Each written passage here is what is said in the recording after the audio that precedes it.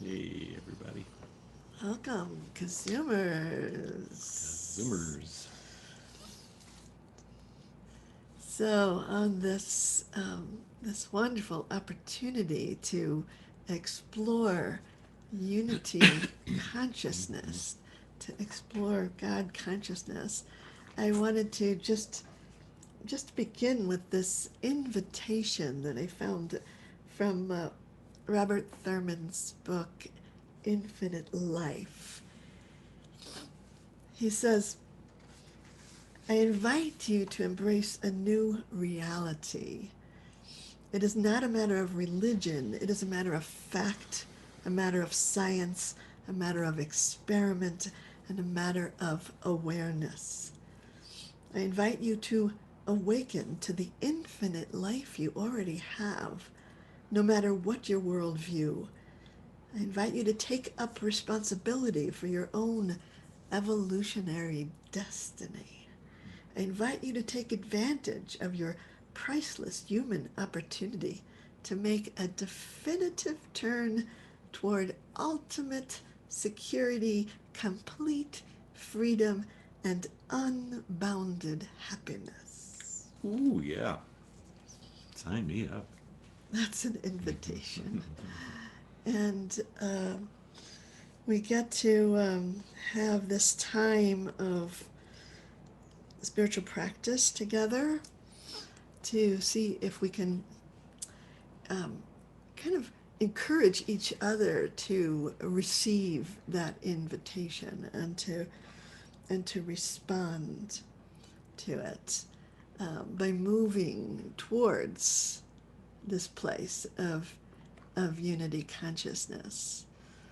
So if you would like to just take a look around the Zoom room to see who's here. I love there's this thing that happens on our Zoom calls when you see someone waving, you just assume they're waving to you. Absolutely. And it's true. No matter what. Hey, Eva. So nice to see all of these beautiful faces responding to the invitation. Mm-hmm. And the reason I felt like this week's the curriculum for this week from Love at the Center is that we chant this chant that says, one alone is my dove, my perfect one alone, so luminous in her mother's heart. And when I heard those words, one alone, I felt like it was pointing us to the same place that the Shema is pointing us, to Achat, to a different way of, what Robert Thurman calls a new reality, to awaken to the infinite life that you already have, which is,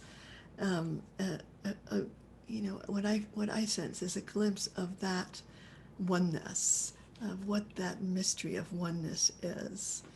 So I was looking to say like that. Let us explore unity consciousness, and I was looking for a definition of unity consciousness, and I found one in something that Deepak Chopra wrote. He says, unity consciousness is a state of enlightenment where we pierce the mask of illusion which creates separation and fragmentation. We pierce the mask of illusion which creates separation and fragmentation. Behind the appearance of separation is one unified field of wholeness. Here the seer and the scenery are one. Here the seer and the scenery are one. So so there's one part of me that thrilled to hear that, and another part of me remembered that it's terrifying. Also. And when I was at the tender age of something like 18, I had a spontaneous experience of unity consciousness that scared the living daylights out of me. And it was, I thought I was going crazy. I didn't know what was happening to me, because anything I looked at, I became. And it was terrifying. I didn't know where myself it was, because everything I looked at, there was no separation between me and what I looked at, and the state that I was in, lasted for about 24 hours, and then I came back, and was happily back into separation consciousness. Because I was so terrified.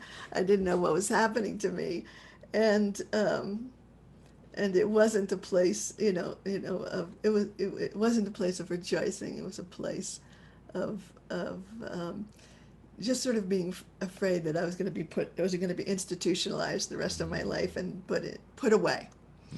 And I didn't even tell anybody. Couldn't even tell anybody about it, because it was so scary.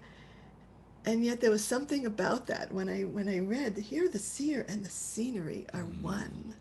This is where we're going. And maybe I was given a glimpse and wasn't quite ready for that glimpse. But yeah. we'll talk about that later. But I want, but I think that the glimpses that we get in practice are really essential to move us on our path towards unity consciousness. And we have, we have this context, this structure of practice to help us to be able to integrate those glimpses, and to let those glimpses become kind of a compass that can move us towards that new reality, that awakened place of knowing the infinite life that is within us. So, so you can, if you want, you can just chant the one alone, or you can chant these other beautiful words with me from the Song of Songs. And what we're doing here is we're pointing ourselves towards this place that we're all on our way here to unity consciousness, to the awareness of God's presence. One alone, one alone, one alone, one alone, one alone, one alone, one alone, one alone, one alone, Achat, yonati, tamati, Achat,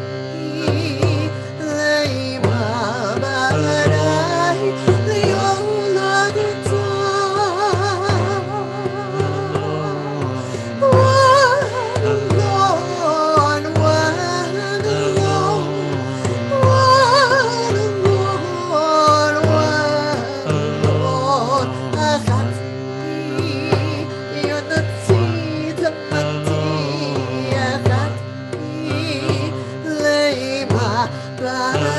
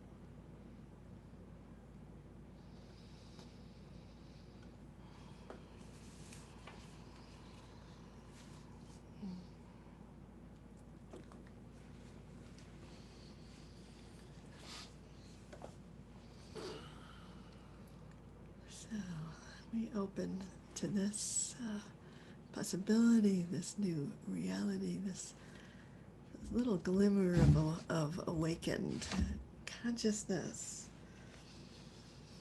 And and then we sort of say, how do we do the work in order to get there, to live there? We have these glimpses in our practice. We have moments, and what do we do? And so Ralph Waldo Emerson has this advice. He says, the reason why the world lacks unity and lies broken and in heaps is because man is disunited with himself.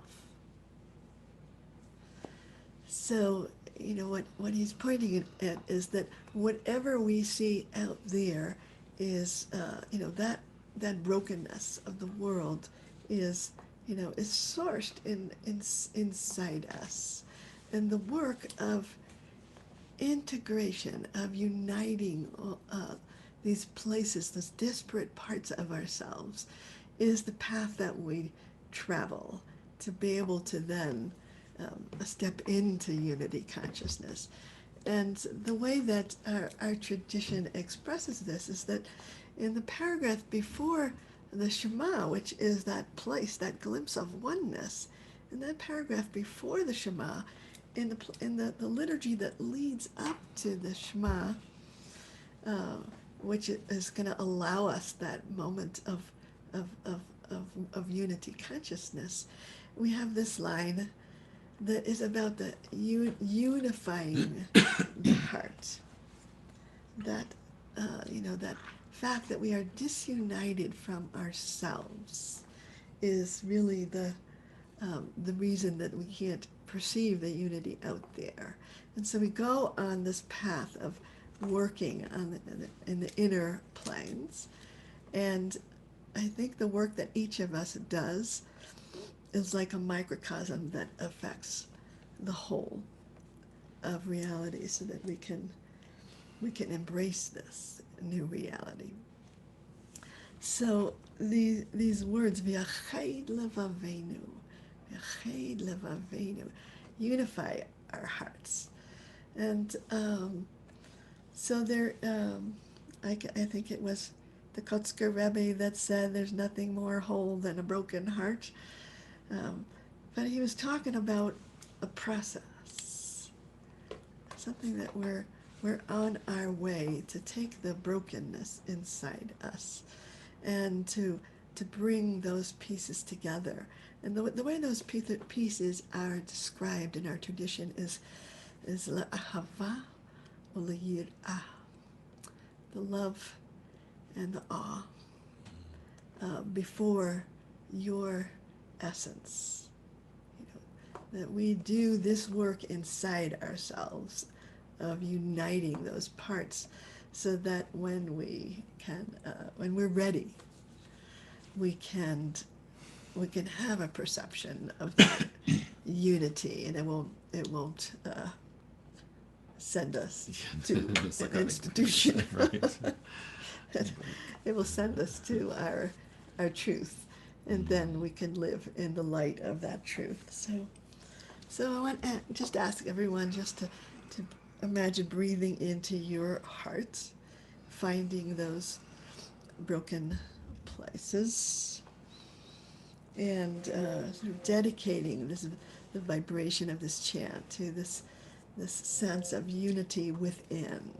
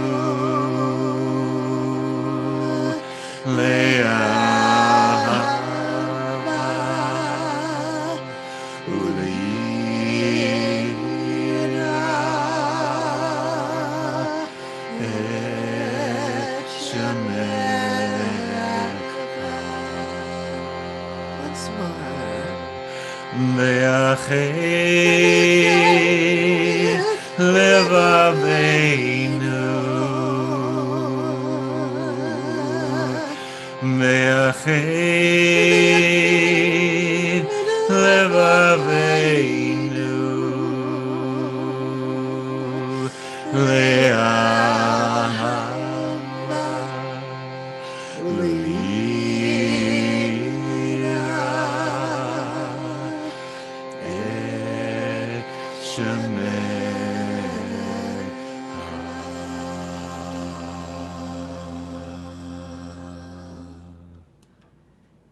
you to keep your eyes closed and bring your attention to the breath, breathing into the heart, feeling with each breath kind of a wholeness, wholeness inside reflecting the wholeness outside.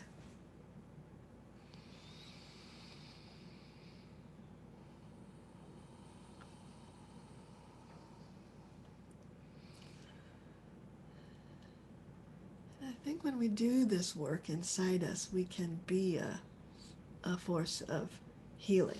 That wholeness of presence can translate as a healing force in the world. Mm-hmm. Yeah. Mm-hmm. Good. So this place of God consciousness, of unity consciousness, we sometimes make this mistake of looking like, where is it? Where is it? Where is it? Sort of like that place of kind of a struggle that kind of enters us, that efforting place. And then we kind of miss some truth of this ubiquitous nature of the divinity that is holding us all the time. And so I want to bring these words from Jeremiah, which I call the Divine Mikvah. And I'll say that it's a reinterpretation of these words from Jeremiah. When if you would look in a Tanakh and look for what these words meant, Mikvay, Yisroayl, Havayah, what you would say the word mikvah, which would be translated as hope. So God is the hope of Israel, and the Hasidic masters reinterpreted it and saying, no, God is a mikvah. God is what we soak ourselves in. God is what buoy, is it the word? Buoys, the buoyancy that buoys us up, that holds us, that we surrender into, that we float in the God field, and the cleansing of the mikvah, the purification of the mikvah. And we are, by soaking in this, we're connecting ourselves with the cosmic life. So I wanted to inspire us in this. There's a teaching from Kabir Helminski, a great Sufi teacher, who says there is a knowledge and a practice of connecting ourselves with cosmic life. It has nothing to do with belief. It is learned. It is increased by our consciousness of it, by our increasing awareness of the abundance of cosmic energy.